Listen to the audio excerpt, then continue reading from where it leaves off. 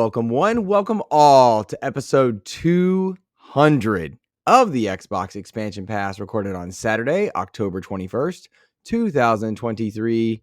I am your host, Luke Lohr, the Insipid Ghost, joined by my co-host, the intrepid Captain Logun. And whether this is your first episode or you've been with us for all 200, we are honored to have you here. Thank you for joining us. In this episode, we discuss the departure of Pete Hines from Bethesda. We'll offer an update on the arrival of Activision titles into Xbox Game Pass. And of course, we'll celebrate the arrival of first-party games for rivals of Xbox as Spider-Man and Mario Wonder have arrived to PlayStation and Switch accordingly. As always, we hope you enjoyed the show. Logan, we like to start the show by offering words of kindness, those who have made our gaming weeks better. But first, how are you, my friend? I'm doing good, man. I've been doing good. We've been playing a lot of games this week together. And you've discovered a side of me that I don't think you ever realized. It is side. It's a dark, mean side that I keep well hidden. So when that comes out, people are like, "Oh wow, Logan's not the nice guy he always comes across as."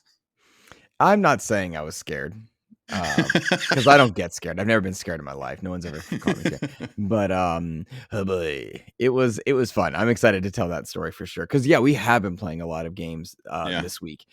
So much so that like I turned down games for review, and I just I emailed. I said, "Hey, don't give me a code for this. I don't have time to cover this." I requested one, but no. It's been like that, and we're really lucky, I think. What an October, dude. I know. What a freaking October. We're not even done yet, but it's just been such a good October. I kind of want to like touch on our favorite Halloween stuff that we've been able to play around with too, just to kind of give folks something to jump into. It kind of addresses like some questions we've had. Now we're in the thick of it. Yeah, fully agree. Anxious to do that. Anxious to reflect on XEP's history, but there's also a lot of news to talk about. We've even reviews. Hot Wheels Unleashed 2 I need to talk about. I've been playing Spider-Man 2. There's so much stuff that we need to chat about, and Xbox gave us news in a week I wasn't expecting, so I'm really excited by all that. But I think well, tell me your words of kindness, man. So this week I wanted to shout out Matt Reed. Matt responded on our post, kind of talking about, because last week we kind of talked about like like who listens to the show, if anyone listens, like just kind of put feelers out there, like how do folks enjoy the content? Is this the kind of like thing that helps them through the week? Love kind of putting content out there, but it's only, we're talking to everyone that's listening, but we don't always get that feedback, and it's nice to know like who the fans are, who the friends are, who are kind of catching the content. So Matt Reed sent some really kind words on Twitter. It was really fantastic to catch those. I know Dano as well, also on YouTube, was saying some really awesome stuff to us, and it was just it's so refreshing when you have that moment. It's kind of like it just revitalizes your sense of like, oh, I can't wait to do this again. I can't wait to sit down for another week of content and just record with you and talk about our thoughts and the atmosphere of the gaming sphere and stuff. It's just it's fantastic to be able to have something where we can have conversations with friends that we know are listening and reacting to what we're talking about. And that kind of keeps them engaged and distracted from whatever it is that they're having to deal with right now. Yeah. No, I saw Matt's post. I saw Dano's post, and that just it's thrilling and cool. Like, some people listen in their cars, some people listen while they game, some while they travel to work, from work, when they work out, like Jam Pack Sam often does when he works out. Like, that's cool. Like, I love knowing that stuff, and I appreciate when people update us on that as well. So that's cool. Yeah. How about you? Oh man, so I thought a lot about this. It's episode 200 of XEP, which is a big deal, right? 200 episodes. Yeah. I did the first 150 or so solo. A lot of guests as interviews separate from that 150. So it's been a lot of episodes. And I thought it only appropriate to look back and thank the people that helped me start XEP. And I've told this story before, and I'm not going to share it in this moment. But it was XEP was born of sadness and pain and frustration. And some people at the time were just wonderfully helpful in all the little stuff like logistics, how to set up Podbean, how to, get an intro, edit on my own, that kind of stuff. And I wanted to shout out Adam Leonard, who helped me get the art, the first art and the intro musics that we've used at various times, as well as sound bumpers. He helped me do that. Antonio Guillen helped me with a lot of that same stuff, as well as logistics. And Joseph Moran was in my corner every step of the way, whether I had 5 people listen, 30 people listen, 300 people listen. He was always like, yes, good, keep up, work on this. The little stuff, right? The stuff that you don't think about, that it's like, oh yeah, I'm responsible for doing this. That it really meant a lot that Adam and Antonio and Joe all helped me in the very beginning. And they weren't the only ones, but I couldn't have even gotten started doing a solo show without it, and couldn't have made it to 200 without you. So grateful for everybody that listens to the show, that supported the show, that's offered, fun ideas and whatnot. Kevin helps me a lot with thumbnails. It's just been cool. So it's a cool journey with 200.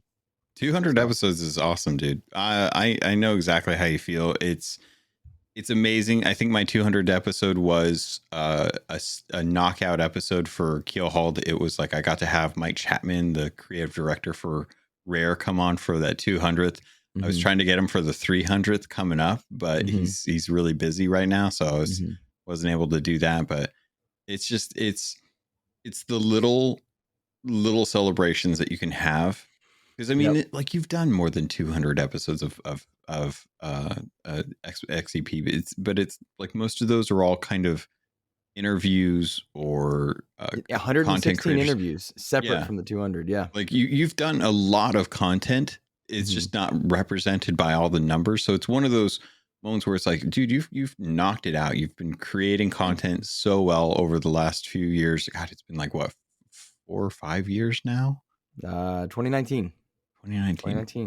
Is that 4 years? 4 years. Yep.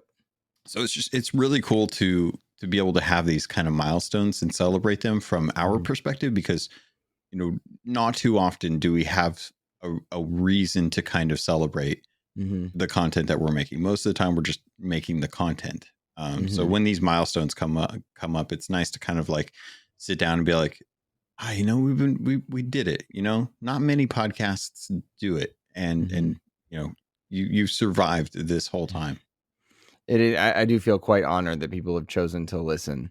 People have chosen to support, all the things that you need to keep a podcast going on the front end side, like likes and shares and retweets, whatever the socials are. Like, that stuff is needed as much as the back end, logistics are as well. And so it's really an honor when I think about it.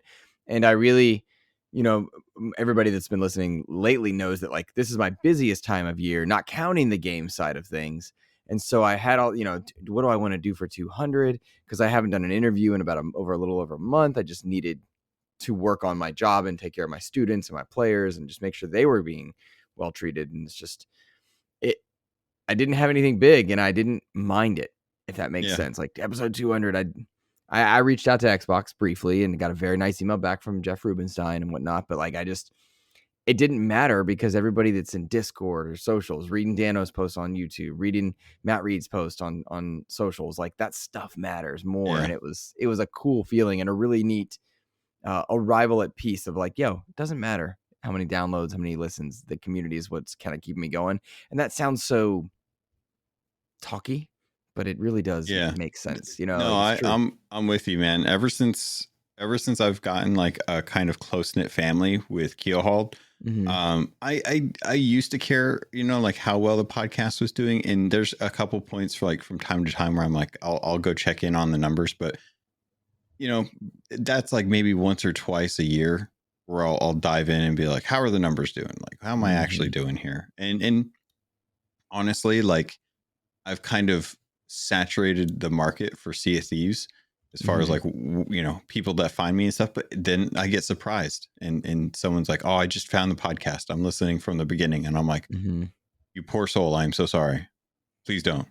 And it's cool when you get to 200 episodes and you cannot care about the analytics of it. because Yeah. I think that's when you really start to realize like how much you're enjoying the content of it, the creation aspect of it. Totally. People we've met have just been a joy. So it's pretty neat. Yeah, the Patreon Discord's fantastic. Yeah, it's so And much fun. speaking of, we should give them a shout out because they deserve it. We should give them a shout out. If you are supporting XEP over on patreon.com/Xbox Expansion Pass, thank you. You have kept the lights on and the content coming for 200 episodes of XEP's proper, plus 116 interviews to date. Pretty darn cool. Thank you guys for that. Our tier 2 and 3 shout outs this week. Is it my turn? I think it's my turn. I don't know.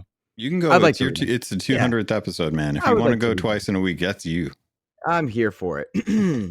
Thank you to Nicholas Downey, Rob Frawley, Talzochi, Trickster, Robbie Bobby Miller, Silent Cipher, Xbox Skittle, Steel Rain, Matto1606, Randolph Thor 19, Silkenet, Rick Gaffney, Hafrican, aka Charles Jones, Game Positive, Jampack Sam, Matt Valdez, Neo Prime 33, Rick Davis, Red Beast, Xbox Mike 29, the Lord Sir Master James Suddy, Brendan Myers, aka the Winter Gamer, Sony's VP of Marketing Kevin Butler, Clint Coombs, DJ Hero, and Dano12.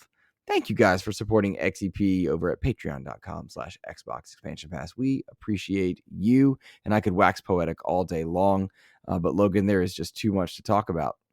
Let's do some news, man. Let's do some news, man. I know that it really depends on where you are in the gaming sphere as to what is important to you. And this week, more than any other, I see like pillars of like what you're interested in. Yeah.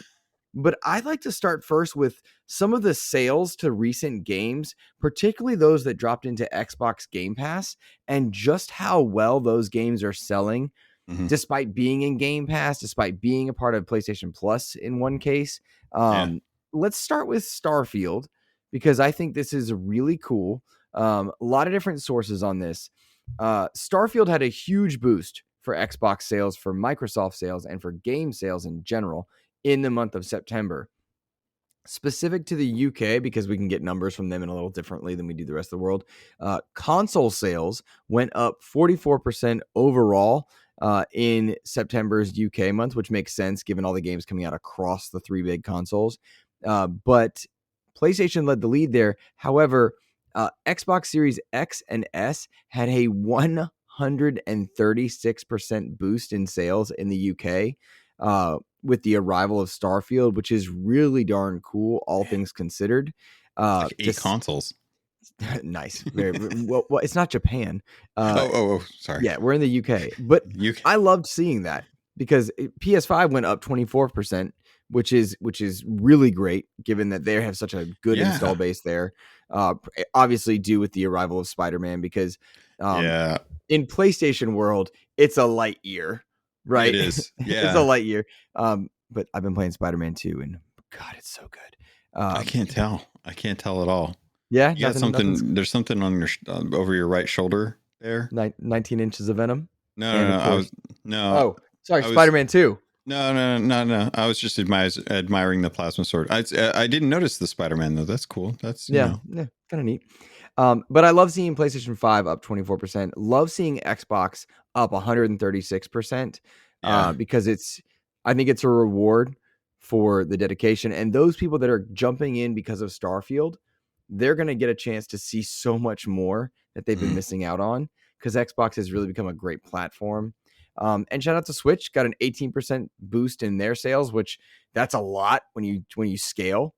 Oh yeah, and they've been down year over year for the last 3 years. I think it went from like 24% growth to 18% growth, I'm sorry, 24 million units to 18 million units, and then they were like projecting like 15 million units this coming financial thing, and I'm like, I think seeing the boost, it's good to know that Switch is still doing strong. I think a lot of folks really happy with Super Mario Wonder, and are looking forward to Super Mario RPG remake. Like, I put the review round up for Mario Wonder Oh, down did you? lower in the notes. Yeah. But Mario Oh, Wonder impressed. So did Spider-Man. Well, since we're saying Mario Wonder, um, yeah. it got Metacritic of 94, OpenCritic of 93, tons of great 9 out of 10s and 10s out of 10s. Really happy for Switch owners there. Because it's funny, like they were down year over year and now they're up 18%, but like those numbers are incredible, right? Like Mm-hmm. it depends on how you look at data. Sometimes it can skew your perception, but Switch doing a fantastic. Particularly given that with all the info out there, we're gonna get a new Switch next year. Mario Wonder looks like it's serving its fans quite well. Love that.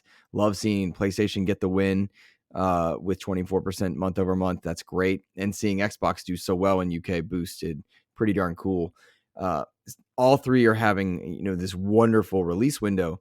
And to loop it back to Starfield in the United States, because we've been talking about the UK, in the United States, Starfield was the number one selling game for the month of September, despite being in Game Pass, where you don't need to buy the game, right?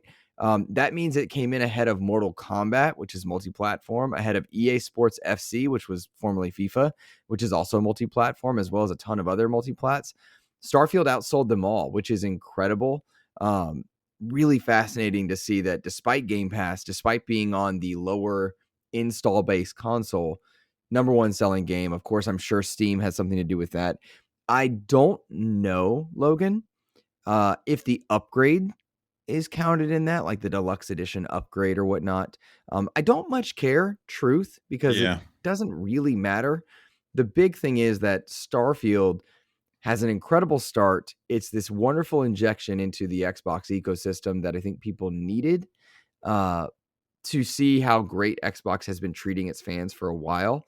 And it couldn't have come in at a better time because with the arrival of Forza Motorsport, there's a lot of interest. With the season 5 love that Halo 5 is getting, or sorry, Halo Infinite is getting for season 5, people are really turning back around on that because it was a great game and then it had a very bad content lull. People are really jumping in. Awesome. Yeah. People are experiencing Hi-Fi Rush for the first time. People are checking out Minecraft Legends and what that might have offered.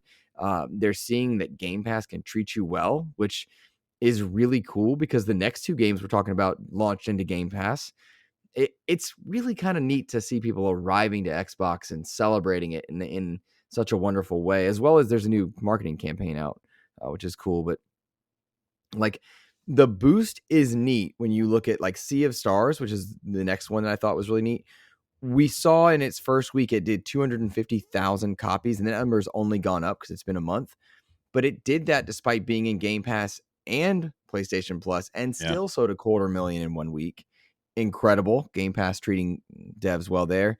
And then Lies of P, which we just saw is getting DLC based on another big franchise. I'm forgetting it's not Pinocchio. I think it's Wizard of Oz. They're getting DLC based on Wizard of Oz, which is public domain, I believe. Um, Yeah.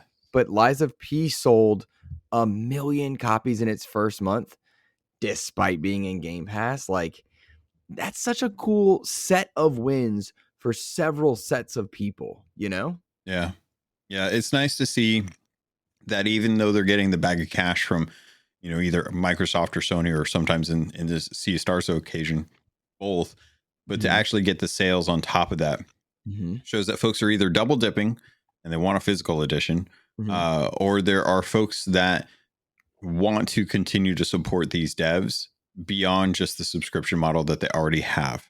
Mm-hmm. And to see stuff like that, it's, and I'm pretty sure because Sea of Stars is on Switch as well too, right? Yes. So that right there tells me that even if you were to take that 250,000 and put that just on the Switch market, that there's a good chance that the Game Pass and PS Plus are roughly about the same. Maybe, plus or minus a few hundred on that side. So there's a good chance that Sea of Stars may have like a monthly active user Mm-hmm. over the last since release of over 1 million players, Mm-hmm. which for an indie game is fantastic. Mm-hmm. Seeing Liza P sell more than 1 million copies is fantastic because you can see like there was love and care and attention that went into that game, Mm-hmm. especially compared to other Souls likes that we've seen this year. It's there's a lot that can be done in a Souls game. You can't just make a Souls game and expect it to do well because it's a Souls game Mm-hmm. or like a Souls like. You Mm-hmm. have to actually put the effort in. It has to feel good. It has to work well, and it has to be interesting. Are you alluding to Lords of the Fallen? I am. I am. I was trying not to just throw them under the bus, but with the technical issues due to Unreal Engine 5 and the Mm-hmm. growing pains that are there, they have struggled to do well in the review cycles. But And very mixed, right? Like not like it's getting lambasted. Like I mean, no, Ainsley loves it, right? yes, a lot of folks enjoy the gameplay. It's the technical issues that are the hindrance with Mm-hmm. that, and they've put out some pretty quick patches, and they're working on that. And I don't blame them for letting folks know, like, hey, we want you to enjoy this and stuff. But there's a point where you just are running up to that deadline, and you have to put it out. And unfortunately, not all the bugs are going to get squashed. Not all the performance issues are going to be taken care of. And you have to put out those day one patches. You have to put out those normal patches. We just heard, I think it was from Insomniac, that you can play Spider-Man 2 day one without the day one patch, and it will still be a good experience. So they've obviously had enough time, especially being that their first party. This is probably one of the biggest games for Sony in this generation. Mm-hmm. But it's not enough for gamers in a year like this to just have a genre game that everyone loves and know that it'll sell well. You do have to put a lot of effort to make sure that game is working well Mm-hmm. if you want to do well, because Liza P, you can see 1 million copies for an indie game. That is fan freaking tastic. Mm-hmm. It's half of what ARMS sold, and that's a first party RP. Mm-hmm. IP. IP. I got you. I know what you meant. I think about Lords of the Fallen, Yeah. and I think about Immortals of Avium, and I think about a lot of games that are solid, Yeah. good, that needed either a little time in the oven or a tweak to the release date. Lords of the Fallen would have been a great December game, Mm, right? A little more time in the oven, get it out of that window of September, October, yeah. let it drop there, get those little patches, those performance things cleaned up. It's funny how we're talking about these great numbers and sales of September despite the crowding, but I can't imagine anybody doing well. Like Ghost Runner 2 is coming out soon. How's that going to do in a realm where Oh yeah. Starfield's been kicking, Spider-Man's dropped, Mario Wonders dropped, like Sonic Superstars dropped within a week, right? Like I'm excited to play that, but like I'm sitting on it waiting. Alan Wake, I'm really glad they moved and tweaked their release date. I think they're kind of protected because of the nature of Alan Wake, the level of Remedy, and the spooky season. Um, They've got a lot of but cross promotion too that is mhm. is really protecting them.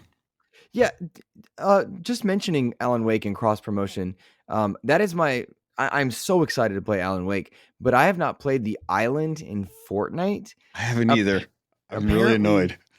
let's see, like this is the coolest thing. I love Alan Wake. I would encourage everyone, particularly fans of Xbox, to check out Alan Wake Remastered because it's a really neat look into Xbox history. Because at one point, that was an exclusive game. It really helped define a window of time where Xbox was getting a lot of third-party exclusives, and Alan Wake was very unique.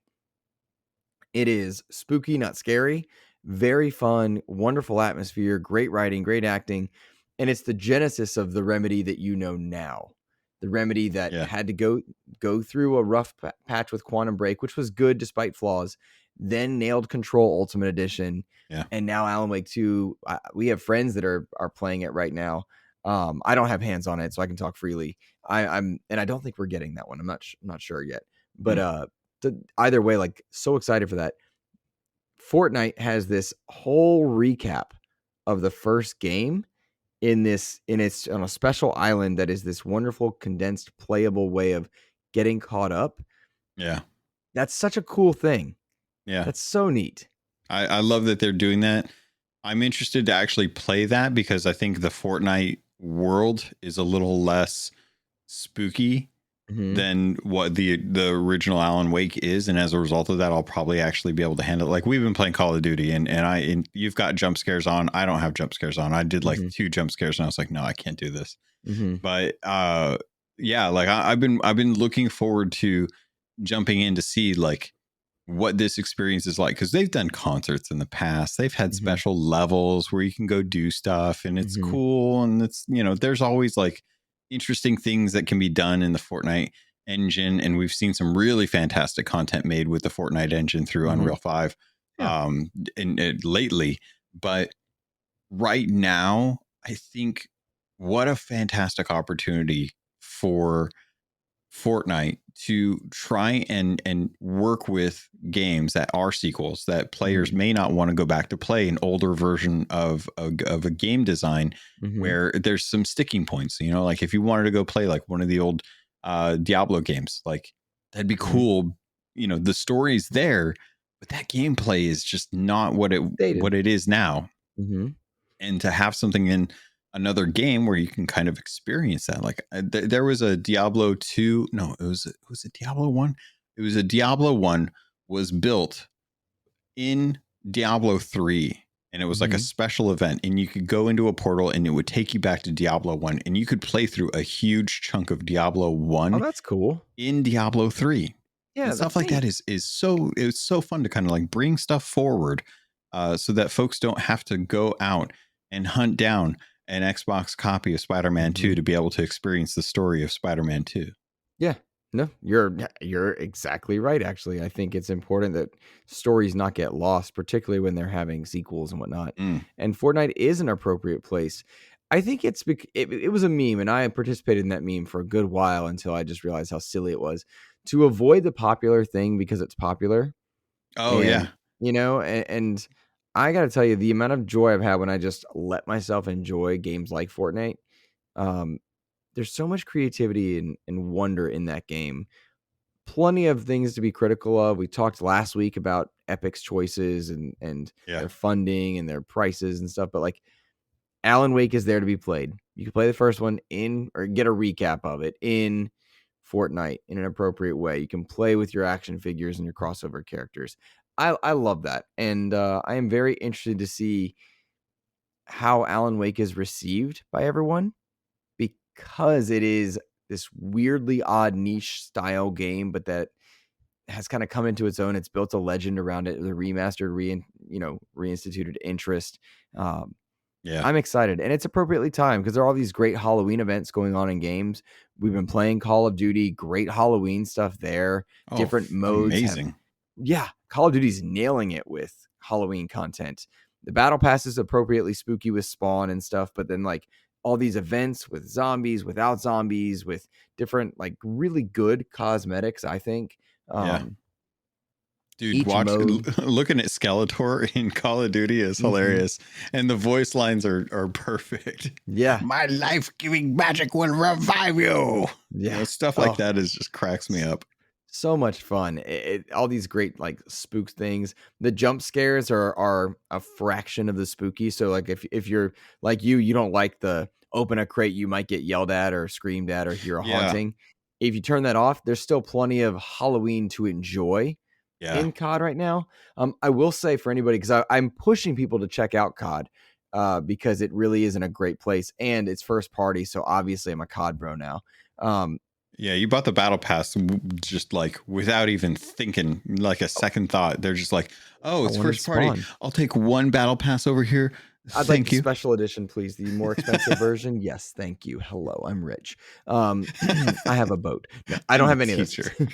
Yeah, I'm a teacher. I don't have a boat, and yeah, but I really like what it's doing. I will tell anybody because like to loop back. I'm pushing people to go to COD because it's in a great place. A lot of good PVE content, PvP content, etc. Yeah, But the menus are wildly overwhelming, and it's a 200 gig install, which will immediately turn a ton of people off.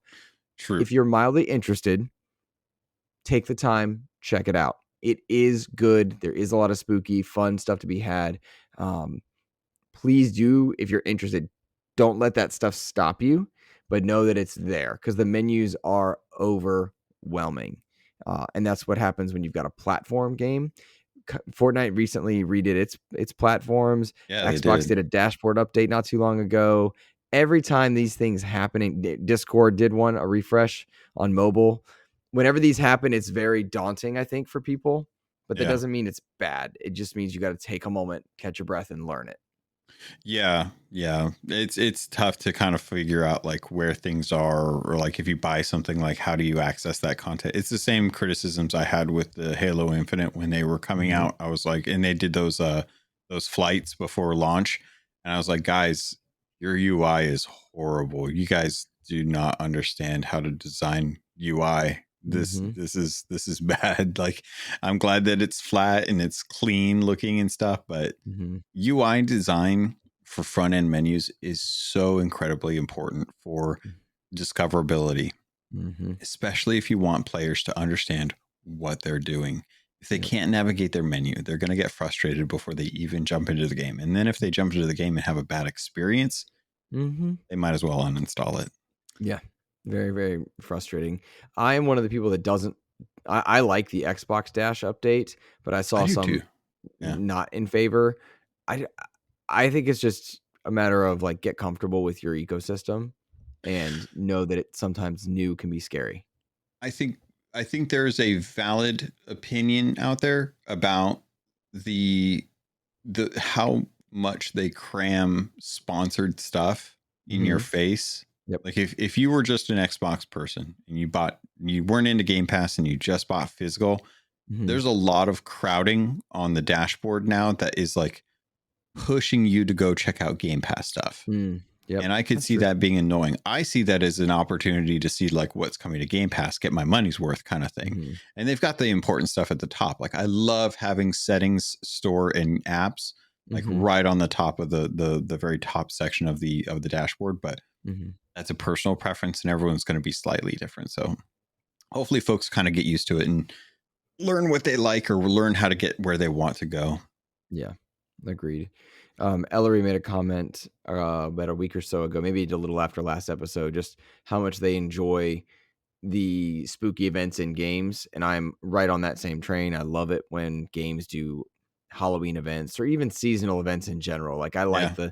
the winters. And I enjoy wearing the Santa hat during, you know, Yeah. December. I do think they all should start at the beginning of October for Halloween, beginning of December for Yeah. like give it the month because Fortnite, COD, Diablo, Sea of Thieves, Halo Infinite are the ones that we've listed in our Hmm. notes. They're all doing holiday events for Halloween.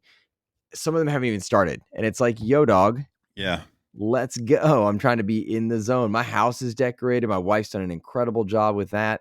I'm Yeah. in the Halloween spirit. Like let's enjoy it everywhere. Cause my Yeah. COD guy, he's Halloweeny. My Fortnite guy's Halloweeny, but the modes are not all there for all the games yet. How many times can you say weenie? Halloweeny. I didn't even catch it. I didn't even know what I was I saying. know, I know. I have really loved like our kind of dive into live service games to see like who's doing what that's kind of spooky stuff. Mm-hmm. And there's some, if you're going to do it, don't make all this cool content and restrict it to like a week or 2 weeks. Right. Please put that content in at the beginning of the month when Mm-hmm. we can enjoy it, because not everyone's going to have time to jump in there. Like if you want to do Right. the haunting in Call of Duty, bro, you're down to like 14, 13 days at this point, and it's like, Mhm. good luck. Yep. Good luck. Because I'm already like halfway done with that stuff. Yep. But Same. um I I'm kind of bummed by our next story though. Is this Um the old Pete Hines? yeah. Go This ahead, to buddy. Okay, so Pete Hines, if you guys didn't hear, Pete Hines is the senior vice president for and head of publishing for Bethesda. It has been for 30 years now. Long time. It's been a long time. And we found out this week that he has posted notice of his retirement. Mhm. He doesn't look like he's going to go to a different company, which there's been rumors about Kodak lately that have been floating around. I've been hearing rumblings about like where Kodak's going to go. God, I hope he goes to PlayStation just to watch it happen. Just to watch it. I don't That's actually want it to happen, but I do want it to happen. Okay, so I'll kind of give folks a little background real quick.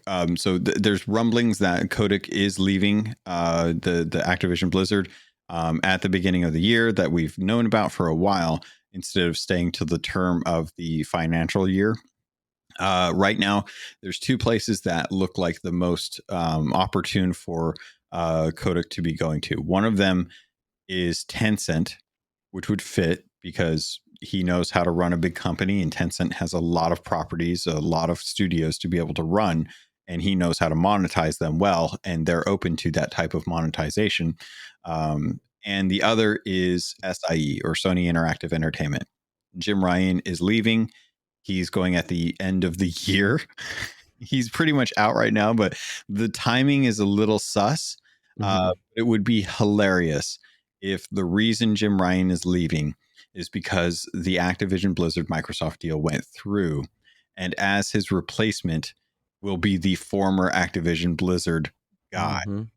And that would be just, it would be hilarious to see like Kotick do the exact same thing that he did with Activision Blizzard King when he got in, and then in like 15 years sell Sony to Xbox. Oh gosh, that would be funny. But I will say, I'm not rooting for this to happen, because I don't. I want that dude in jail. Yeah, so do I. But I love PlayStation's first party single player games, and I think Kotick would be the worst, because Jim Ryan's already trying to sabotage it. Kotick would make it worse. But I do think it's funny that that's like lining up, right? But looping back, Pete Hines is leaving Bethesda. Yes, sorry. Big deal. No, it's just funny. Big deal for a lot of people. Pete Hines has been the face of Bethesda next to Todd Howard every step of the way. I find the timing of this interesting. Really? Not conspiratorial interesting, but just interesting given the finality of Activision Blizzard's acquisition. Pete Hines has been vocal about, why didn't we get the same treatment from Xbox, which I think if you step back, like, they're apples and oranges comparisons. So I think there's a little bit of like, calm it down, Pete. But also, like, I love Pete and I would love to chat with him, right? I just think it's interesting to see Starfield arrives, is a hit, is Bethesda's best launch to a game in that type of category. Bethesda proper has done some great stuff for Xbox, particularly in 2023. Activision goes through, is this big month, and then Pete Hines is done. It's just an interesting time. I don't know. There's no tinfoil hat on my head. It's just interesting. I got well, because we've talked about this for a while, but ever since Bethesda was acquired, ever since ZeniMax was acquired by Microsoft, it's always felt like the wording and the messaging coming from Pete was that there was a bit of remorse about leaving behind PlayStation gamers for their content. It feels like, with Starfield being exclusive, there's a ecosystem that is left dry and barren for Bethesda titles. And I think that, everyone has their console preference, but everyone also wants their game to hit the biggest market. And having been a third-party publisher for so long, to go first-party exclusive, yes, Microsoft was the natural choice to go first-party compared to like Sony, but this is one of those situations where I think Pete was not 100% behind the acquisition. Like, it was the right choice to make. They needed the help. It happened, but he knew what the repercussions were. Starfield solidifying that in the history of what was going to be now the Bethesda Xbox partnership. And now that he's gotten that horse past the finish line, he's ready to kind of, hang up his jockeys and go retire. Like, he's ready to just kind of say like, okay, this isn't my Bethesda anymore. It's Xbox's Bethesda, and Todd's going to be the creative director and the leader for this forever. And he's comfortable because he has those desires. But as someone who's head of publishing, he doesn't really need to be head of publishing. Xbox has publishers, so he can take his money and go. So you do not anticipate seeing him show up at Activision and like he's heading up parts of them. You don't see him showing up at PlayStation or EA. You don't see him showing up anywhere else in the gaming industry in that capacity. Someone like anytime you look at some of these CEOs or CFOs or like chief executives, chief officers, you see them take a break, and they'll take a break for maybe like 5 years, unless it's like a hardcore thing. But most of them will take, a good half decade stint just to kind of chill and relax But then it starts to kind of itch at them. It's kind of like podcasting. Like you can't start podcasting and then just go cold turkey. Mm-hmm. You kind of have to wind yourself down and go through the pains of like getting it, having it be the worst possible thing before you finally give it up. Mm-hmm. I imagine we will probably see Pete Hines come out of retirement after about 5-7 years, Mm-hmm. and there will have to be an industry shift for him to see like an opportunity or a passion project that he's really excited about that he wants to be invested in. Mm-hmm. And then we will probably see him come to something. But honestly, the retirement, I think this is kind of his way of saying, I need a sabbatical. Mm-hmm. And this is his sabbatical, but we'll probably see him in the future because he's still young. And people like that, they don't retire because they have to, they retire because they want to. And sometimes when they say retire, they just mean I need a vacation from everything. Mm-hmm. I want to see Pete Hines. I did that again. I did it again. I did that before we recorded, guys. I want to see Pete Hines. I want to see Sean Layden, both be in the industry again. Like something about them feels good. Sean Layden, like on the forefront, right? Yeah. I just in a position where we're connecting the way we connect with Phil and Sarah Bond and Aaron Greenberg and Todd Howard, and at one point Shuhei Yoshida was front facing. Like I like when, and Reggie went in his time, because I like when we get a chance to get to know some of these people as gamers as well as executives. We didn't get that with Jim Ryan. I think that's why there's so much vitriol pointed towards him. We never had that with Kotick. Like when you put their practices next to their behavior, next to the way they just are to gamers, it's very different. And so I'd like to see Pete Hines come back in some way, for sure. But congratulations to him. What a career. Started it at Bethesda in 1999, right? Like, Yeah. cheers to him. Certainly gamers have benefited from his work, whether you've played his particular games or not. Yeah. The influence on the industry has been largely positive. So Yeah. really happy with that. And congratulations to him. Really glad he survived Y2K. Yes. Yeah, what most people don't even know what that is anymore. I'm helping mentor a teacher. I mentor probably 4 or 5 at this point. And that just tells how old I am. And this young lady was born in 1999. 1999. And I was like, get the hell out of my room. I was like, don't talk to me. There are people that when I was a teacher 10 years ago that now teach at our school. And I'm just like, what the hell? This is crazy. It's not cool. So just means I'm old. Let's see. We've talked quite a bit about this. Phil Spencer made some great comments on the Xbox podcast. I listened to this. I would listen anyway, but you put it kind of to the top of my queue versus kind of like being in the middle, because I have a set number of shows I like to listen to each week. X Talk, the Nerd Chat, sometimes Trophy Room, depending on Keelhauled was there. It's in there. I'm just kidding.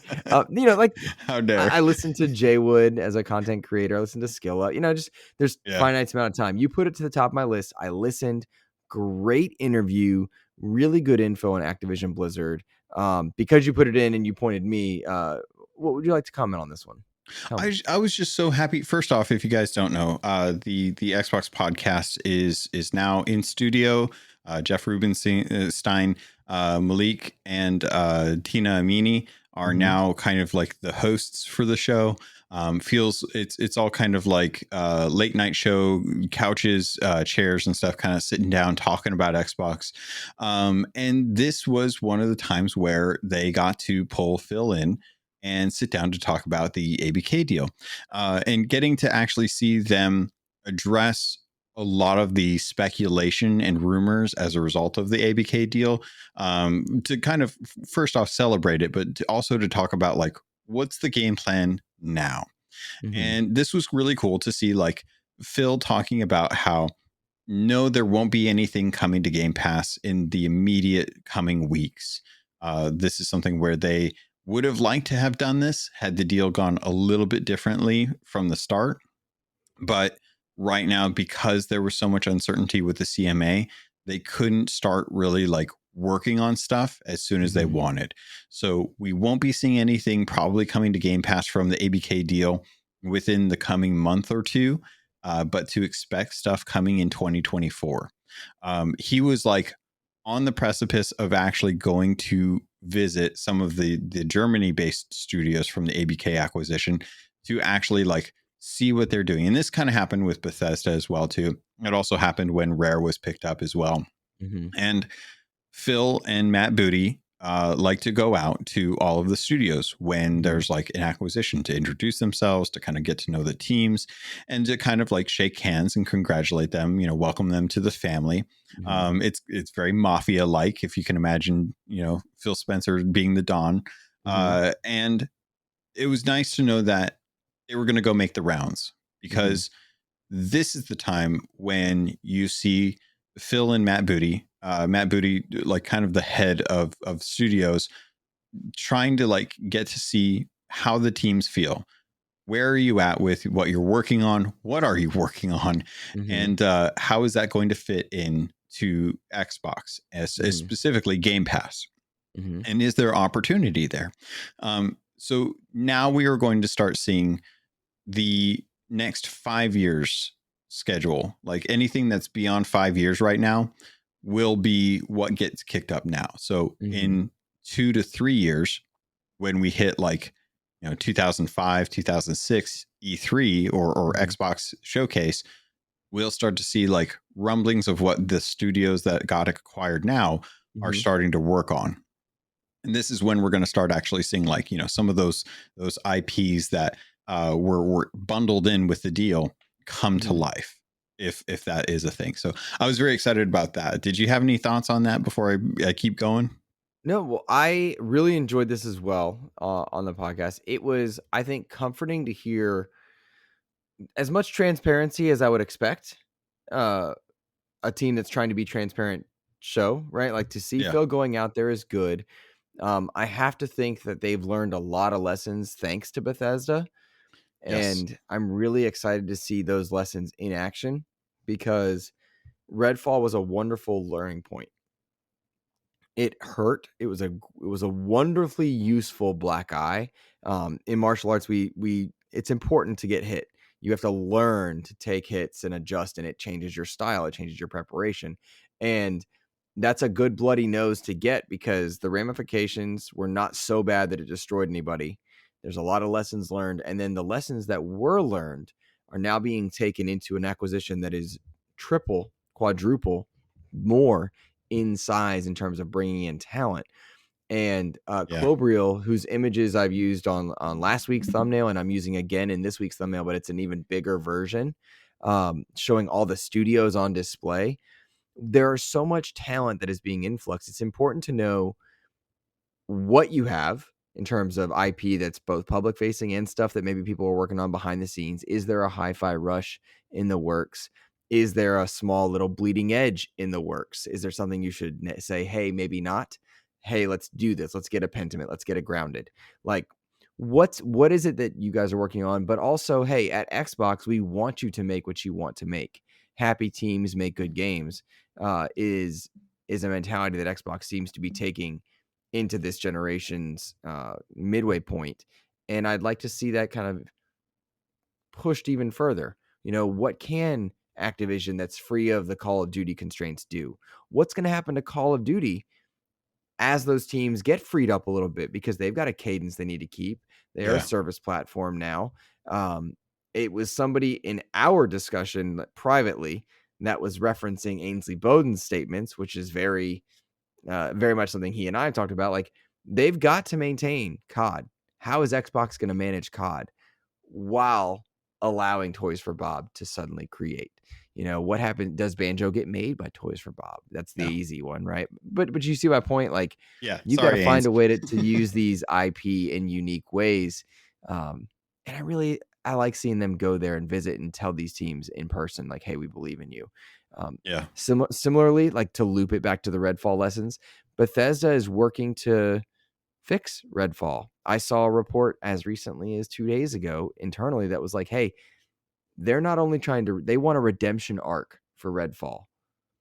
I'm totally fine with that. I am too. But to not abandon and to say like, hey, we've got your back, team. We'll fund it. Let's make it better. It's going to be in Game Pass forever. Let's go. Yeah. That's a really nice feeling. And imagine if you're at Toys for Bob, if you're at High Moon Studios, if you're at all these places that are making games, but you've been on the COD train for a while. Or the Diablo train with like Vicarious Visions too. Good point. Good Tony Hawk game, perfect remake, had to get thrown into Diablo 4. So how do you maintain Diablo, Call of Duty, Candy Crush, whatever, and free up talent as well? It'll be interesting to watch Xbox navigate, and how much crossover is there? Does Bethesda work on something that was was an Activision IP? Does Xbox Game Studio work on something that was a Bethesda IP, et cetera, et cetera? So interested. I loved seeing Phil on the show talk about this. I appreciated the clarity. Okay, we now know Diablo is not coming this year. We now know Modern Warfare not coming this year. Yeah. There's no big drop, no big thing. Okay, cool. Like my thought was that we would get some backward compatible titles first. But now the news cycles of the first quarter are going to be occupied by some of these things. Okay, cool. Do that next to Hellblade. Xbox can have a good year, you know? Yeah. Cool. Yeah, very happy to see that. The confirmation that Call of Duty will have parity between ecosystems was really nice. I appreciated the solidification of that. You know, we knew going in as Xbox fans, but I can understand the trepidation and trust issues from, you know, like Sony or Nintendo. You know, fans want to make sure that they aren't the irony, they aren't missing out on exclusive content because it's now a Microsoft property kind of thing. And it was nice to see that all in all, Phil really just is willing to look out at two things. One, how can they increase Game Pass subscribers? That is their main drive. Two, how can they ensure that the games that they are getting are still being treated as important as all the other original first party IPs? Yep. That's an important thing. Pentiment happens because, hey, you don't have to make the AAA. You are important. Yeah. Grounded happens for that same reason. Hi-Fi Rush happens because they say, hey, Evil Within 3 can wait, make your passion, right? Yeah. That's cool. I do want to see that. And so cheers to Xbox and Phil for that one, for sure. And it I guess in some ways ties into our next topic, which is a small one, I think, but it's neat. And there has been a really big emphasis in the wake of Forza and Starfield to spotlight Xbox between the hardware revision to the Series S with its new memory, between the two big launches, as well as the Activision Blizzard thing. Josh Muncy over on Twitter and socials talked about launching a new Xbox campaign into different social platforms, using the 3D sphere in Las Vegas, putting up live action trailers for Power Your Dreams on NFL's stuff. They redesigned Xbox.com. They've got apps coming to Samsung, ads coming to Samsung, IGN and YouTube, etc. Like they're really making a push to show gamers that Xbox is here to stay, here to play. And I really like that marketing campaign. It's rewarding gamers for supporting the ecosystem, and it's nice to celebrate all three right now. Yeah. Well, they're finally listening to you. Like they're finally listening to the things that you've been talking about for years at this point, is that Xbox needs to market. They need to market what they're doing. They need to show off what games they've got coming. They need to be out there making noise. And it's not enough just to trust that Game Pass is a good deal. And it's nice to see that. It was really cool to see that the sphere in the Las Vegas, which is this giant half sphere that is it's like a projection based system that they use for like YouTube concerts and stuff, but they've always got something kind of funny or weird on there, and now they have like a giant Xbox ad, and it was so cool to see that during TwitchCon, in lieu of them having like a flipped over truck suspended by Venom symbiote like goo for Spider-Man 2 in like New York City, which seems to be like the go-to place for like game advertising. There's like a company that does that kind of stuff. They did like Gore Howl the other a while back, which was really random from World of Warcraft, but it's cool that they're doing this. I loved the it's a good day to play ad. They had Warcraft stuff in there, which would just, it spoke to me, especially Thrall. It was meaningful. It was nice to see fans of like Prototype get some love in there.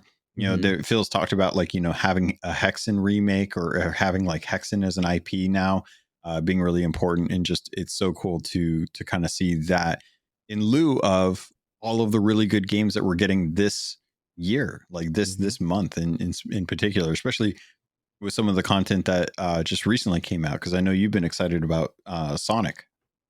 Very excited to play Sonic Superstars. For sure, the reviews came out largely good, not great.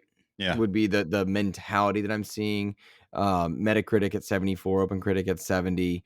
The gauntlet ranging from 3 out of 5 at VG 24/7 all the way up to 8 at VGC and 7 for IGN, which IGN came in a little low on a couple of them that we're going to mention here. But I'm excited to play Sonic. It's not going to happen right now. It's just not. Like, that was the one I emailed and I was like, hey, I know I put in a request for this review code. I don't have the bandwidth or time. Please please remove me from consideration, right? Like, that was no guarantee I was going to get it, but I was like, hey, I want to play Sonic a lot. I want to, but I don't have the money or the time to do that. Yeah. It's just not a reality because Spider-Man 2 just arrived. Alan Wake 2 is on my like super anticipated. Like, if Alan Wake 2 came in tomorrow, I'd play that instead of Spider-Man for the spooky vibes. I'm playing the spooky stuff in Fortnite COD. I don't have the time. Yeah. There's just too much. And I've wrapped up Hot Wheels Unleashed 2 for coverage purposes for the moment. That's a game everybody should absolutely. It's so good. Yeah. It's so good. I don't know who in the world's going to play it though, Logan, because it released in this window. It's hard. After Forza, after Crew Motorfest. Like, Hot Wheels Unleashed 2 should have been a December game. It's so good.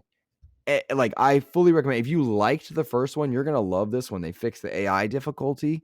Very fun. Lots of beautiful cars. The tracks are incredible. Stunning environments. Like, this is everything I wanted from the first game, except licenses. There's not a lot of licenses there. So that was my question, because the first one came out about 2 years ago, almost to the day. And it had what looked like inklings of a microtransaction system. You could buy all of the licensed cars with currency, but that currency was not something that you purchased. It was something that you earned in game. And the tracks were really good and the licenses were fantastic, especially, they had like the Batmobile and the Turtle Van and stuff like that. So how are the license deals in this one? And how is the economy system built out to be able to get any of those licensed cars? So I'm not seeing any licenses. I saw a Snoopy car, but I've not come across any of that. Like, I don't see the Batmobile. It's not in any of the marketing. I don't see the Turtle Van, not in any of the marketing. I'm not seeing any of it. They've brought in motorcycles, which are fantastic. They're really fun. Nice. But this feels to me far more just Hot Wheels than it does the first one. The first one did a great job with crossover content. For goodness sakes, we had an entire DLC pack in the first one for DC Comics. So like you could go through the Batcave and stuff, and it was awesome. The difficulty was too high. If I could get the difficulty settings for the second game to be in the first one's tracks, I'd be happy. Second one has a better emphasis and control system on drifting. It's much more manageable to drift and enjoyable, and the AI isn't as punishing. And like, I'm not God's gift to racers, but I'm not bad either. And the first one was difficult. I couldn't progress past certain points in the DLCs. I mean, so in this second one, it's just much more manageable. But the not having the Batmobiles, the Turtle Vans, the Ghostbusters, the Ecto One, not having that stuff. Everybody wants the DeLorean, at least not in my coming across it, has been a hindrance. I didn't see it in. I think I watched IGN's review. I don't know if it was Luke Riley this time, but like, I watched 1 or 2 reviews and I didn't see mention of those either. So I'm thinking it's just not there, and it's not that I haven't gotten to it yet. All that to say, like, I don't feel pressured to buy anything in its economy. I'm unlocking stuff at a nice pace. I'm enjoying the tracks. But I'm putting this down because I haven't done enough with Crew Motorfest. I haven't done. I mean, I'm done with Forza, I think, because that's not my kind of game, like sim racers. But like, I'd rather go play Yeah. Crew Motorfest, and I want to go play Crew Motorfest, which I put down for Forza coverage. I'm putting Hot Wheels down for a while to go play Crew Motorfest, and I'm coming back to Hot Wheels because it's not to be missed. Anybody that has an interest should play it. It's good, Yeah. but release window. Put this game in December. Put it in January. It's not built to compete next to Crew Motorfest, to compete next to Forza, to compete next to the other AAAs, racer or not. So I'm really disappointed with their timing because their game is great. This is the second great Hot Wheels game we've gotten, and I recommend it. I do recommend it. Yeah. The problem is I'm putting it down because I haven't put enough time into Crew Motorfest, which I love. I think the trouble that I see with this is that it doesn't have the weight of those IPs for the licensed content pulling it forward to people's attention, especially for racing fans. And nothing sounds like it's carrying over from the first game, which not surprising. Licensed content's pretty legal heavy, so you got to really like make sure like, hey, if this content's coming to like future games, that they're making money off of that as well too. And it sounds like this is going to be another version of a niche racing game. This is for the Hot Wheels fans. If you love the make your own Hot Wheels show, if you love the die-cast cars, if you've been collecting them for years, then Hot Wheels with the orange track and the blue speeder like attachments and stuff, that's going to be your jam. And it is they're those Hot Wheel games, they're really good. But it doesn't have the nostalgia grab that the first one did, that came out at a really tough time because it was also butted up against a Forza game.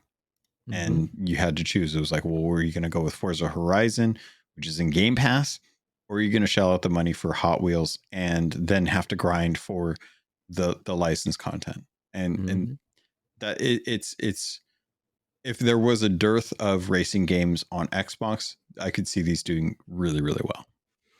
If it had the crossover content, I'd be more inclined to stick with it. Simple as that. I would. I would. But I don't blame you. I'm just not here. I don't want to miss out on the beautiful environments of Crew Motorfest, the speed of Crew Motorfest, the diversity of Crew Motorfest to play Forza. And I don't want to miss out on those things to play Hot Wheels at this time. But if you love Hot Wheels, if you like Hot Wheels, if you have kids, play Hot Wheels Turbo Unleashed. It's 2. It Unleashed Turbo, whatever. Hot Wheels Unleashed 2 is good. Play it. It is good. If you're on a budget or time, wait for sale because it's still going to be there and it's going to be amazing when you do. So, we've talked about Spider-Man 2. That has a Metacritic of 91, OpenCritic of 91, at least when I pulled these. Lots of 10 out of 10s everywhere. The lowest one I saw was actually IGN giving it an 8, which surprised me. I'm about 2 hours in. I think Sony's got another hit on here. I bring it up because both Sony and Nintendo put out first-party titles in the same week. Mario Wonder coming out. Same day, yeah. Metacritic 94, OpenCritic 93 for Mario Wonder. IGN on the lower side with a 9 on that one. I get a kick out of all that because like these are great video games hitting first-party rivals, and I think it's just going to boost the industry overall because gaming is just continuing to crush it. And it's weird because like a week ago we're talking about layoffs. A week before that we're talking about console sales boosts, talking about Epic being greedy. And then a week later it's like, oh, here we are. I mean, these amazing, like Sonic at a 74 was disappointing, and yet I'm stoked to play that game. So I will say wholeheartedly, Spider-Man 2 is great. I'm loving it. I can't wait to play more. I'm going to play more today. It does make me wish that we had the trigger resistance on Xbox. Soon. Yes, soon. But I wish we just had it right now. Apart from that, the DualSense is overrated and not nearly as good a controller as the Elite. Get out of here. Nope, it's overrated. Some of y'all are just so stupid about like, oh, no, the sticks are in the wrong spot. It's for the rival company that I would never support. I don't know. So It's a great community controller. questions.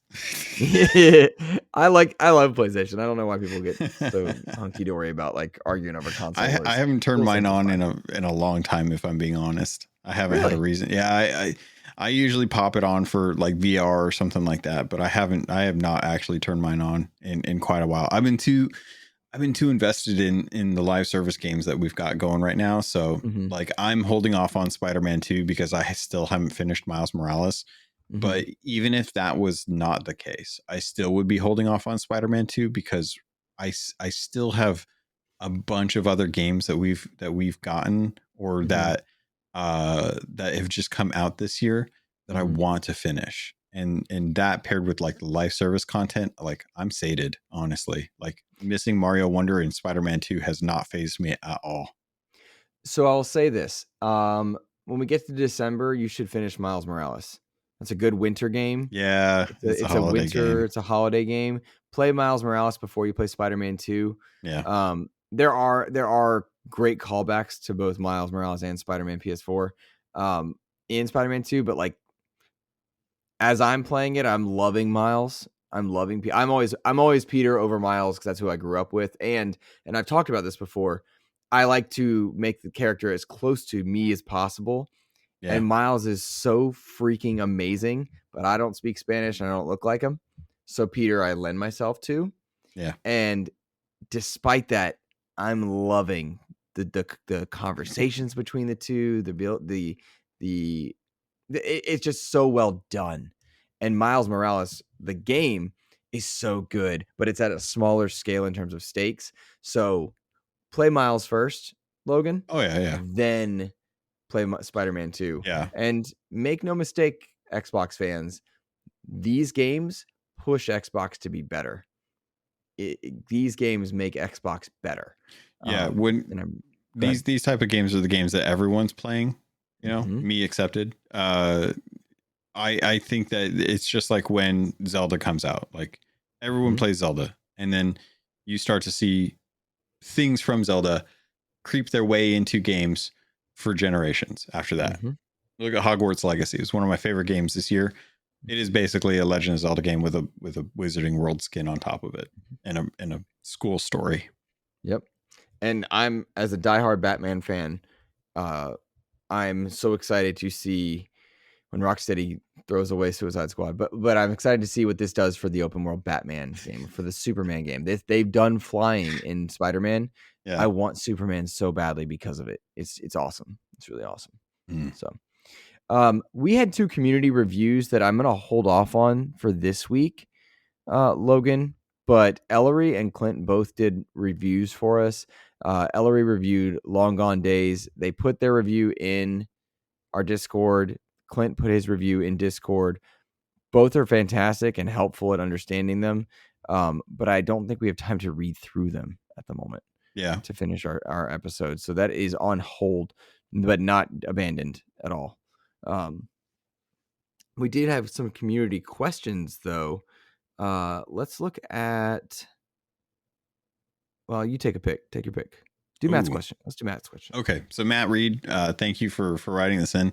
This is over on Twitter. Congratulations with the completion of the Activision Xbox deal. What comparable deals in video games or other media could this compare to in its impact in changing the industry? Or has there ever been one so impactful? Last episode, you wondered if people had your show as their go-to as they travel around. Yep. It's my go-to when commuting back and forth to Maine each week. Well, Matt Reed, thank you so much. Hopefully you're doing well in Redfall and Maine is treating you well in these little trips, quote unquote. We're not going to ask what you do, but vampires die, and it has nothing to do with you. Like the completion of the Activision Blizzard, the only thing I can think of that makes me think of something that changed how an industry was impacted was when Disney bought Star Wars. Mm-hmm. That to me was a watershed moment where you saw what a company like Disney could do if they had the keys to the Star Wars franchise. And ever since then, we've seen moderate to impressive content come from Disney as a result of picking the right people for projects. Sometimes not always the right people for projects, sometimes not having faith in the right people for those projects. And we've seen just a huge surplus of Star Wars content ever since. And it's gone from just Jedi to no Jedi and everything in between. And that has been a huge thing for fans of Star Wars, whether you like what they've done or what you don't like what they've done. Giving the reins to Disney to be able to use Star Wars as an IP and let them create their own without having George Lucas be the arbiter of what gets done has seen a huge growth for Star Wars as an IP from a fan base. Like, if you're a fan of Star Wars, you have no reason to be upset about Star Wars because there's something for everyone. And it may not all speak to you, but you don't have to consume all of it. I think that is going to be what happens with Activision Blizzard because they have a ton of IP. And now we have a studio or a company that is invested in utilizing that IP, not just letting it sit on a shelf collecting dust. And I think we're going to see a ton of really cool content come out for Spyro, for Crash, for Tony Hawk. I think there's opportunity every time I think about like what could be done with some of those IPs. I think we're going to see a lot of really cool stuff happen as a result of this purchase. But what do you think? I like your analogy. I was thinking when Disney bought Marvel. And so like I'm stealing your metaphor, but like It's buying Star closest Wars thing. was Bethesda. Yeah. Buying Marvel was Activision, but like it's the same premise, right? And I fully agree with you. I tried to think outside of the box, like when Sprint got bought by AT&T or whatever. I don't know. I don't remember what it was, but like I don't have a better one. I think it's when Disney bought Star Wars or Marvel. Yeah. That's the closest comparison, because it's not like Star Wars was only on one platform, but then they have Disney Plus, and that's Game Pass, right? Like there's nice comparative points. But I do think that we don't understand the impact. It was a week ago I was saying backward compat's going to come this year. New games we'll start hearing about the year after. And within a week, I'm proven wrong. And there's a lot more to it, but we see Phil making good on stuff. So like, there's just so much that we don't understand, but that's kind of the exciting part because I would feel awful if it was PlayStation that bought Activision. That would not be good. That would not help our industry. That would not have pushed parity and competition. The uniqueness of Xbox being in third place while also on this trend of trying to please gamers and push their subscription service, I think is better for gamers overall that they were the ones that acquired it. Yeah.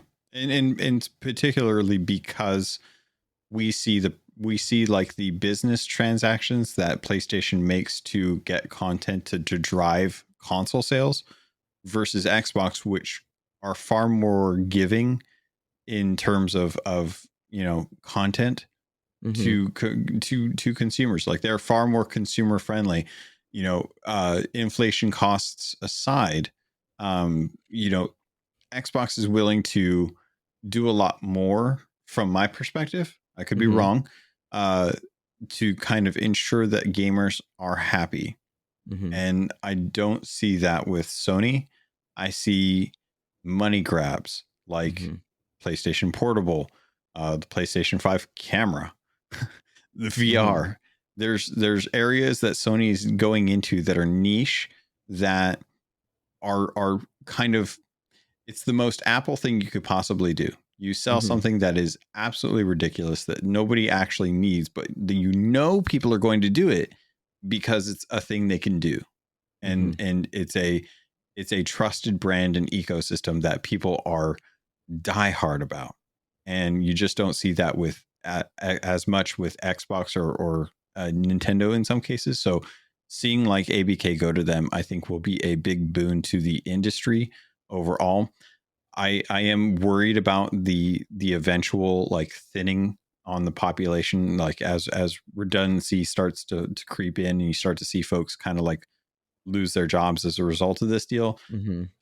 I'm worried about that, but I understand that that's always a thing that happens. Mm-hmm. But It's yeah, true of any industry as they shift. We had a lot of people comment on about Activision as like, oh, consolidation's the problem. It's like, I understand that mentality, but I don't think that's why you're saying it, and I don't think that's the actual core issue. yeah, I don't think that this is an issue of consolidation. There's a lot of competition out there. There's a Mm-hmm. lot of competition out there. Even Oh if you yeah. don't think about it, there actually is a ton of competition. Even most CEOs of publishers will address the fact that there's just a ton of competition right now in the Mm-hmm. market. Yep. Let's see. We had a lot of questions about episode 200, which I was really thankful for. This one came from the Muffin Mon over on Discord. He says, "You've interviewed so many amazing guests. Who is still on your interview bucket list?" Um, Logan, I would like you to think about this as well, because I'm interested in who you would like to have interviewed for XCP.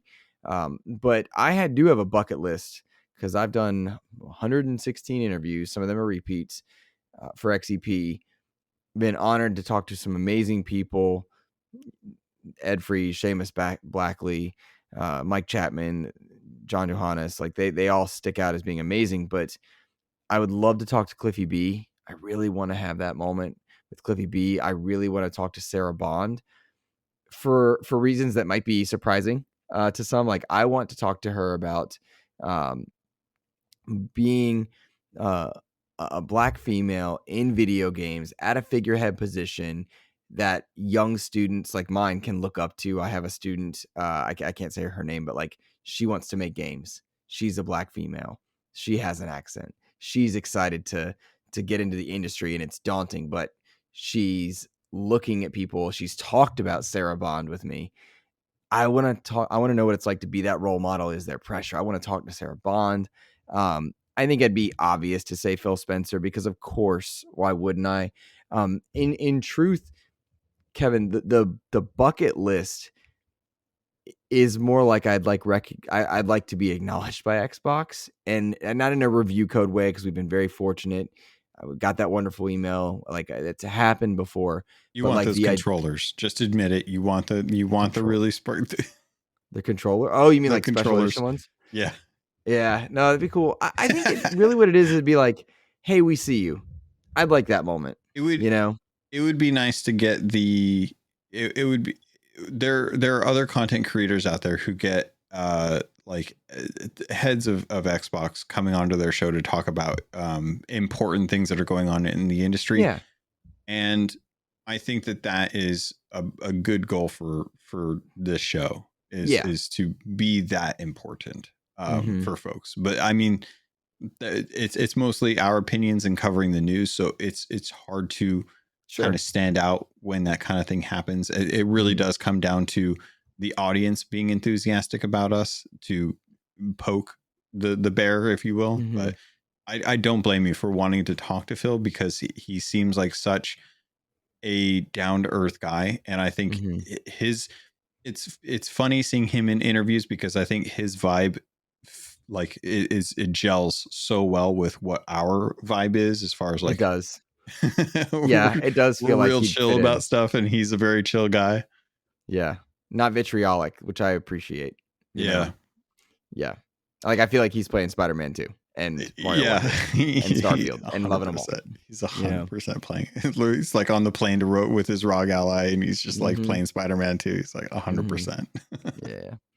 Did you have somebody that you would want to have on? I know you've had Mike Chapman on Keelhauled, but if Yeah. we could get somebody on XEP, who would you want to talk to? So here's the funny thing is I don't have the history or reverence for Xbox, PlayStation, or Nintendo that Mm-hmm. most other gamers do because a large portion of my gaming life was dedicated to one game. And if I did have an opportunity to talk to someone, it would probably be Chris Metzen. Because Chris Metzen is the creative director. He's the story, he's the backbone, he's the passion behind World of Warcraft. He Mm, left after a while. and he went to go create War Chief Gaming, which was like a tabletop RPG, because he loves his Warhammer stuff. Little minifigs and stuff is his jam. But I would love to talk to Chris just to kind of like figure out where he's at with some of the IPs, because Warcraft, Starcraft, Diablo, those are all his in my mind. Like, they're all the things that he created. Like, the story of Starcraft 2 was the story of his divorce. And there's so many people that have had an opportunity to talk to him, and he's such a cool guy that I would love to sit down to actually talk with him about just what he would want to do with like StarCraft, and how he could see that franchise being shifted to a different style of game, away from like an RTS, into like more of like a Gears or Halo, so that he could continue telling the awesome stories that he does, because he's a fantastic, passionate storyteller. And he's one of the few people that one of the only few people that I think I've ever idolized out of the gaming industry. Like, I don't have the passions aside from like Rare Studios, just because I love what they do with Sea Thieves and stuff. But Chris Metzen's probably like that person on the list that I would want to talk to. I would love to talk to Phil, just because I think he's a cool guy. I'd love to talk to him about gaming and Xbox and what life is like as like the head of Xbox. But I mean, that's like a duh kind of thing, Sure. like who wouldn't? But I mean, it's like getting to talk to Jeff Goldblum about Jurassic Park. It's just, it's fun. It's just a really good conversation. Chris Metzen's that guy. Totally get that. Let's see. Clint Coombs wants to know, what are some of your favorite moments over the 200 shows, and what would you like to accomplish over the next 100? I have a couple favorite moments that stand out. Talking to Andrea Renee meant a lot to me, because I really, really appreciate her content, what she's done in gaming, for a lot of reasons. I think she's done a lot to break glass ceilings, as well as call out poor behavior, and has suffered the ramifications of that from time to time. But I really appreciated in interviewing Andrea Renee. I'd love to have her back, truly. Ed Freeze meant a lot to me, that he was willing to come on and talk. Because that meant I got to, I guess, step up to another level in terms of who I was talking to. That led to Seamus Blackley, Lauren Lanning, those other types of moments, which were really cool. I really enjoyed having Ryan McCaffrey on, because I'd listened to him for so long, and I'd be anxious to talk to him again. It's kind of like that recognition from people that you want, right? Like, I'd love for him to know that we get to 200. I don't know why. It just means a lot, because I looked to them as well. I'm trying to think back. Like, Clayton Kozlarek works at Xbox and has done a lot of things that people don't realize, but I talked to him about his little indie game side project. Did a lot of TMNT coverage, which meant a lot. I've just had a chance to meet so many great people, actors, developers, producers, that meant a lot. And there were times where people came on when they didn't need to. When there was nobody else to come on, Rebecca Valentine came on in like my 7th interview. She didn't know me from anybody. That was cool, right? Adam Brennicky came on to talk about Grounded.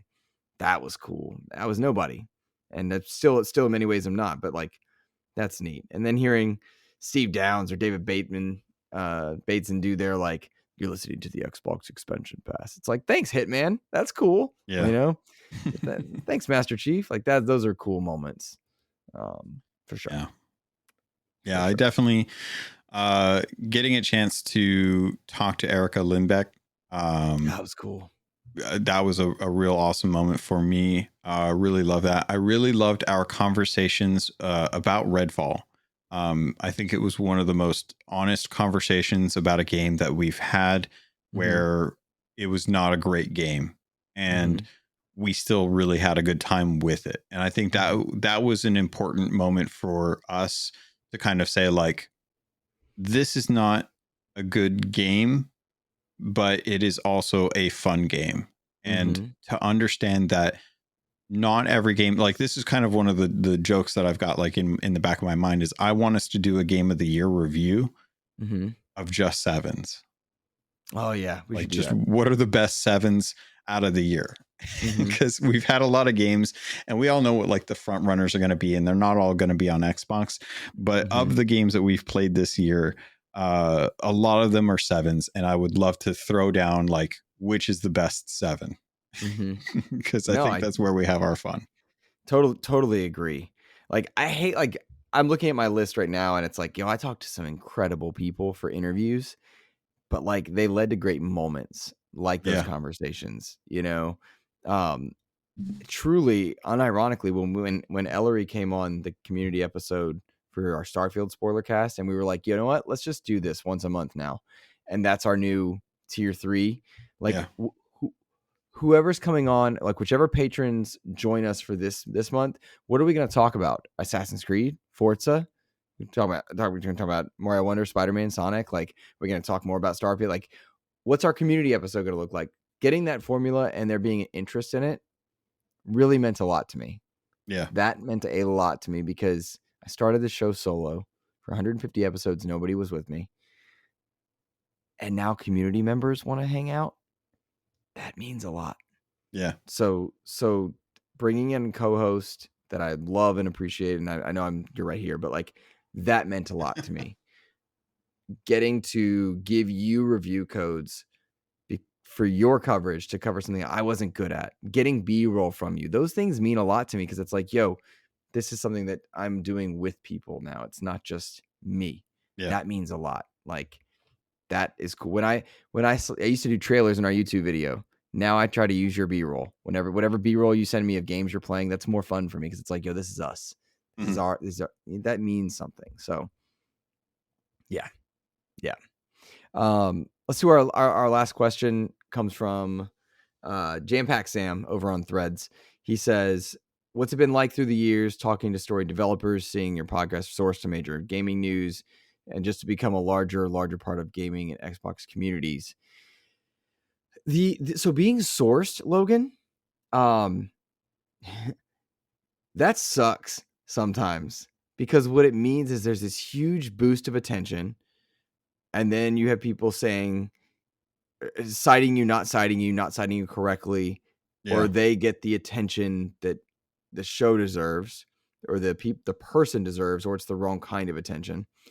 Um, and then to be forgotten a week later, or to see it back down, yeah, that can be very painful. It's the nature of doing an interview show, for the record, because you'll see these ebbs and flows. Being sourced is amazing. When it's sourced incorrectly, it hurts. yeah, That's what I mean. But it's really cool when it happens. It feels earned when it happens. If it's not predatory, because there have been plenty of times where I have chopped something out of an interview because I don't want negative backlash to a developer, or I have had the opportunity to ask an inflammatory question and not done it. Because I could ask certain questions about Phil Spencer or Xbox or Game Pass or critical reviews and get a polarizing comment, but I don't want that attention on XEP. I don't want that to be the nature of XEP. I don't want that to be what I'm known for. yeah, So I have purposely avoided those moments because it sucks when it's negative attention on a developer because of XEP. My numbers go up, my subscribers go up, never, but it doesn't bring in the attention that I want. I have a Patreon community now that is so kind and helpful and supportive and positive. I don't want negative attention. yeah. It's a culture thing. Yeah. The content you make brings the culture that you bring in. This that type of feeling is the feeling that most developers have to live with, especially Mhm. anyone that wants to be social online. And a lot of developers don't want to be social online because their job is to make a game. Their passion is to play games. And when they get negative attention online because of a game that they're putting out or a trailer that goes badly, most of the time, a lot of those people still embody a lot of like what they do if they look at that kind of stuff, which is why most developers don't look at that, because you get those bad takes that come out of content that gets put out that you had no control over because there's a whole different team handling that. And your content could say, like the Kong game came out recently. People Mhm. worked on that. They may not Mhm. it may not be their best work. It may be their best work. but there's nothing that's coming out of that right now that is going to be positive. And the same thing happens with a lot of the interviews that you do. There's a lot of really good information, but it could 100% be something that someone takes and runs in a different direction with, and you don't get the your content is being contorted in a way that does a disservice to what your intent was. And unfortunately, that's just kind of the nature of it. Yeah, you could 100% get more views or more interest in stuff if you started to try and bait people in with questions that, you know, will help kind of feed the machine. And, you know, we see that with like, and I'll be 100% honest. You see that with Kotaku, and there comes a moment where, you know, the veil is lifted and people see what's under the veil, and it's like, yeah, the beast is there. They're the ones trying to feed the algorithm with you know, headlines and stuff like that, and eventually people will just stop going there because it's not trying to be a news site, it's trying to be a clickbait site. Right. Yep. 100%. 100%. Well, Logan, that is a good place to stop. I'm anxious for our next episode because I do want to read Clint and Ellery's reviews for Darktide and Long Gone Days. Yeah. I think also Clint's going to be doing one for Ghost Runner 2 for us, which I'm looking forward to. Nice. But definitely been a great week, great 200 episodes. I've enjoyed podcasting with you since 150 something. It's been about a year now, right? Roughly. We our first episode was like January 9th. Gotcha. 4th or 9th. Okay. Nice. So, well, I'm honored that you have joined me for that long. I'm happy to be here. Yeah, it's been pretty darn cool. Well, my friend, let people know where to find you on the old socials. If you guys want to get a hold of me, I'm still over on Twitter, at CAPT_LOGUN. You'll most likely find me in the Patreon Discord, though, chatting with the folks over there. Outside of that, I do Keelhauled. I've got Sea of Thieves running. Is season 10 kicked up. Guilds are a thing. It's crazy. There's a whole bunch of quality of life improvements going on over there. So if you want to know what's going on with Sea of Thieves, head over to keelhauled.com, or not keelhauled.com. I don't have a website. I don't know where that even came from. Just search for Keelhauled Podcast. You'll find my content there. There you go. There you go. Guys, you can find me on all your socials at InsipidGhost, and I've been really enjoying connecting with people over on Threads. Wolverine, shout out to them. Been enjoying chatting with them. And you can find, of course, Patreon, Discord, and patreon.com/Xbox Expansion Pass. Thank you guys for supporting, liking, sharing, subscribing, all that stuff. It makes a huge difference. It's kept the content coming, and I'm so grateful for you. Check out my latest creator talk with Mav, Fun Speculation. That was really good to get back on that horse because I really enjoy doing creator talk. I think I just described Mav as a horse. That came out weird. But I enjoy doing creator talk, and it was nice to start doing some Patreon content again. So definitely worth shouting out there. Guys, that's going to be it for us. Have a fantastic rest of your week. Take care.